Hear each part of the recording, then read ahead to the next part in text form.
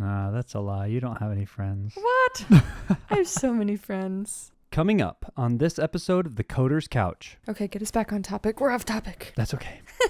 You don't have to use your ASMR voice either. Hey guys, what's up?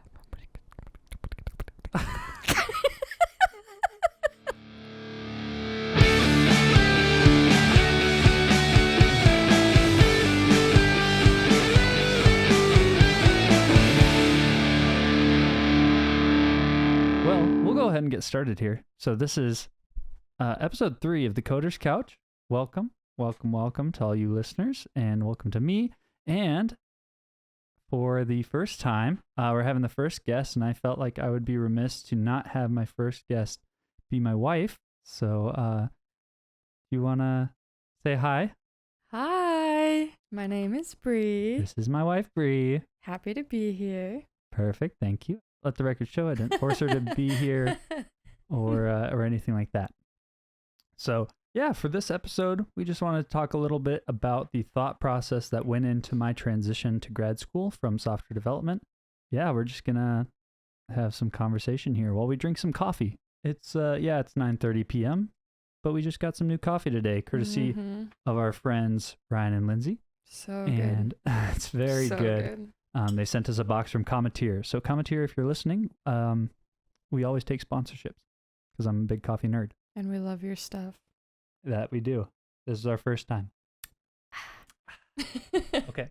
So in episode 2, I dove into a little bit about how the idea came to my mind, and we were on the way home from your grandparents for Easter, and then I had this crazy thought as we were sitting down to supper. So what were some of your initial thoughts when I pitched this idea, or even backing up a little bit, what were some of your initial thoughts when I said, I really want to help people? I think life coaching initially is what I had started with.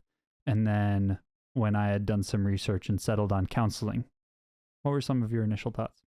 I don't think I was really surprised at all. I felt like all of what you were telling me was making sense. And when you had mentioned that you wanted to go back to school, I figured at some point that was going to happen. I remember you saying back in college, we were sitting on campus, and I remember you saying that you had a goal to go back to school one day. That was if I had stayed on computer science. At some point, I think my junior year, I thought about, I'm going to go get my master's in computer science. And then eventually I might just get a doctorate because that sounded fun to me. I just wanted to keep learning, and all the topics sounded so interesting. Yeah, so when you brought it up, I was like, I've heard that before.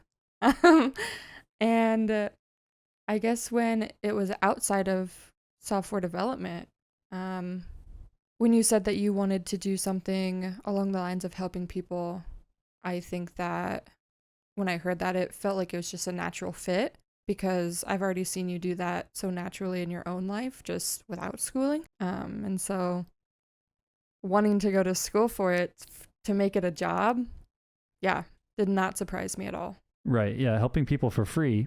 That's for chumps. Now I better make money off of it. Yeah. Put it to good use. Yeah. Gotcha. And so, I think one of the initial conversations we had was, how are we going to pay for it? And I think you had said something like, well, you're not going to take out more student loans, so then how are we going to do this? Or was it more like, how are we going to do this without taking out more student loans? Like, what's the plan? Yeah, I think maybe it was a little bit of both. Initially I was thinking, gosh, how will we make this work? And that was still in the mindset of like, okay, we're both going to be working our full-time jobs, so maybe that will help. And then I think I just started thinking more about, oh gosh, are we going to have time for this? I don't know.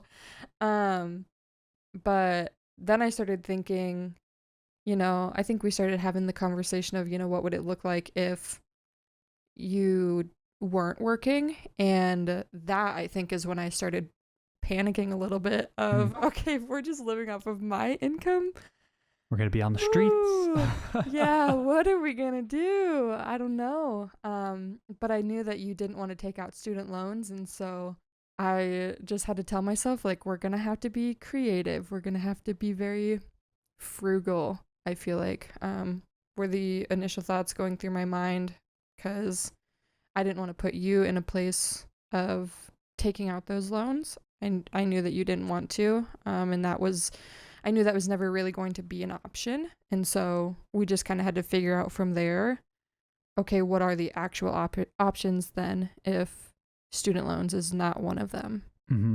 Yeah, if you take debt off the table, and this is just goes for any area of life, if you take debt off the table, but you still really want something, you're just going to find ways to get that thing. You're going to start getting creative, Mm-hmm. and you could go work an extra job. You could cut back on expenses.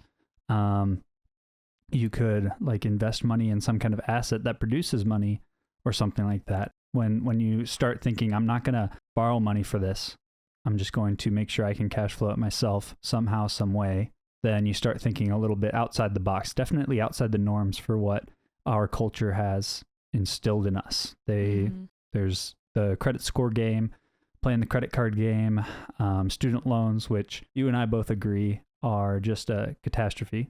Yeah. Suck. They suck.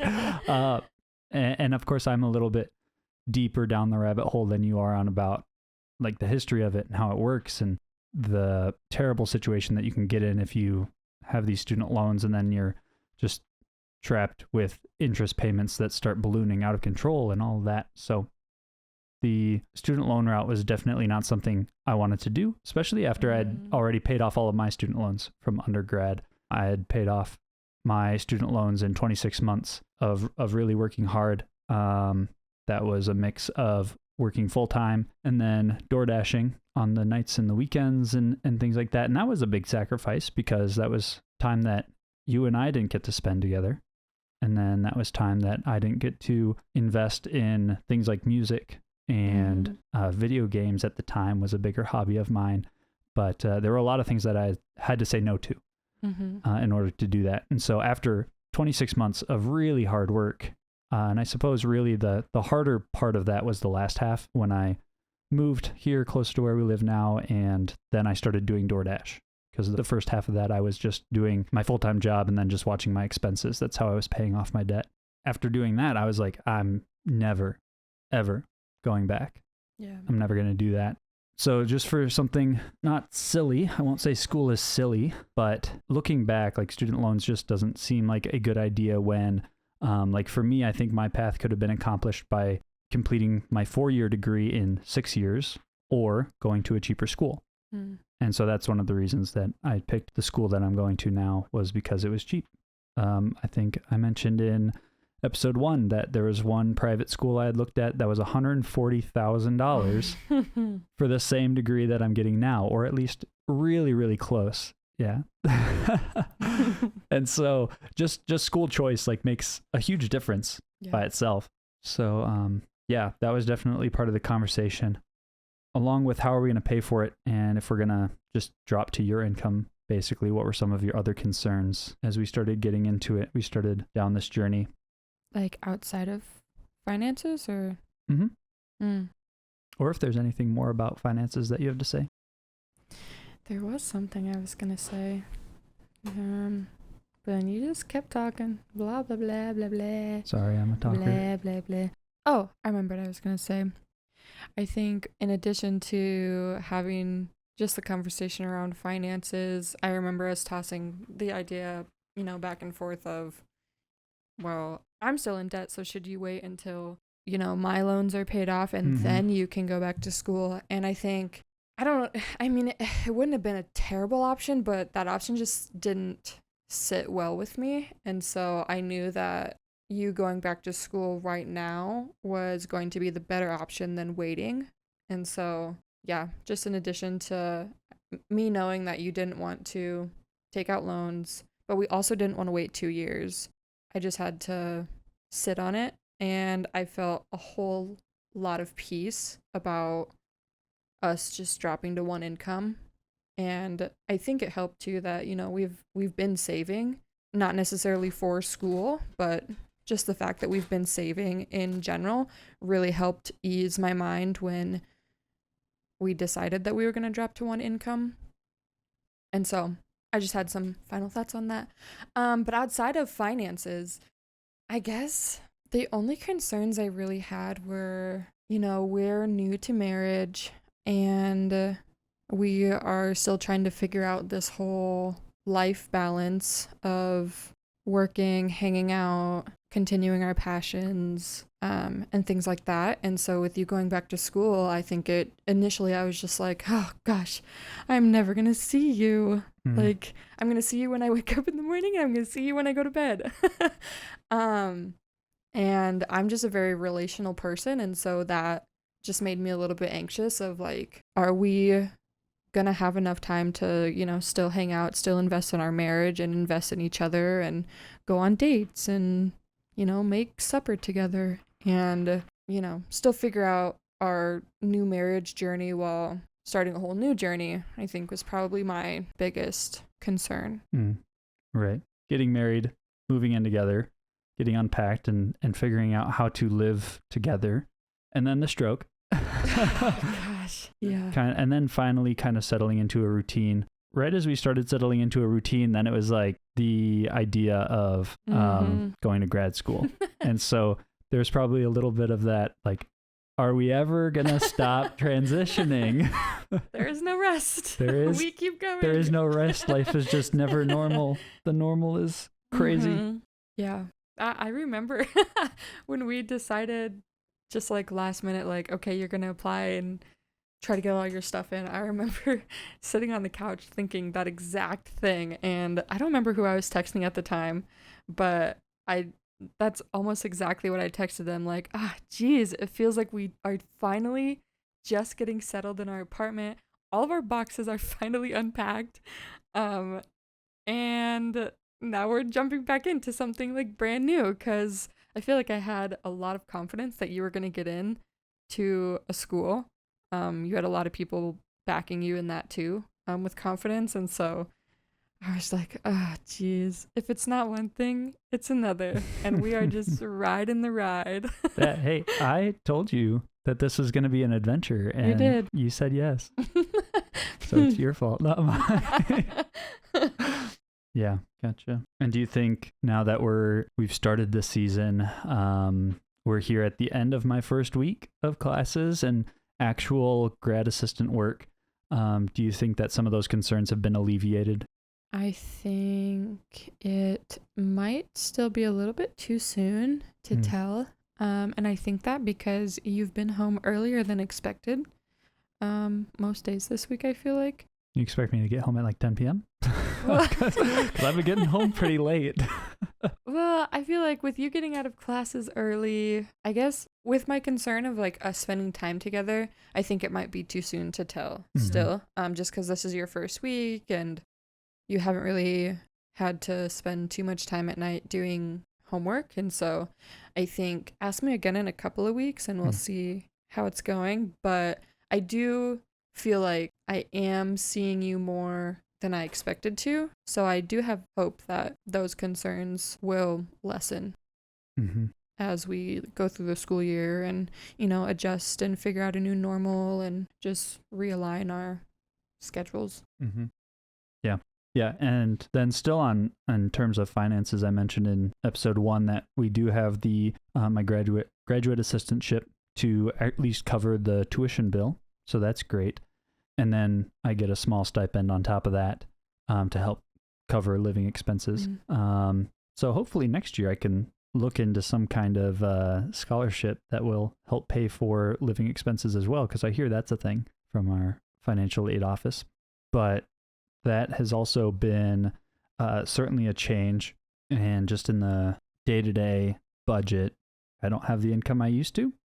And you still got the same income.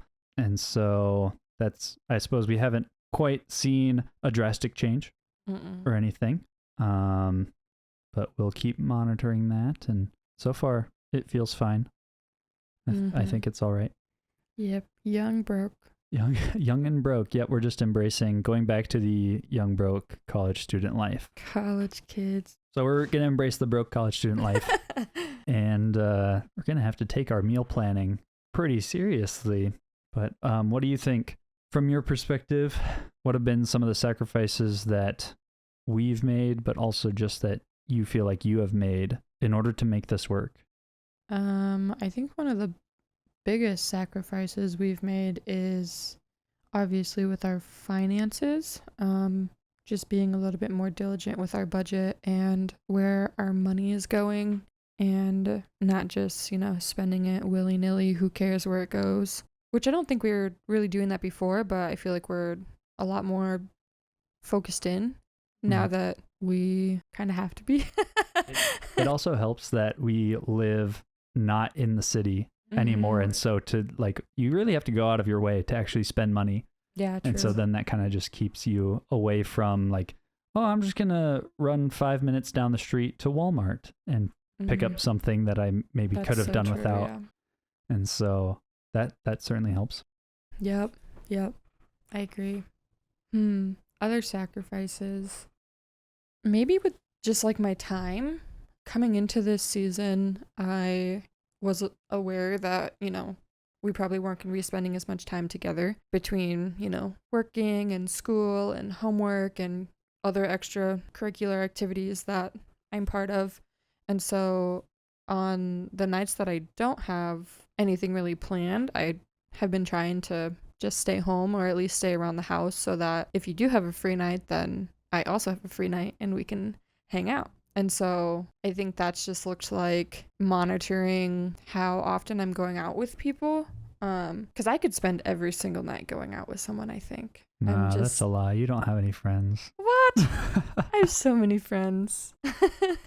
But really, I could, if someone asked to go get coffee or supper or just to walk around the park or something, I'm usually the very first person to be like, yes, let's do this. I will make time no matter what. I'm going to meet you there. But I've been trying to be mindful of, okay, I went out for coffee already twice this week.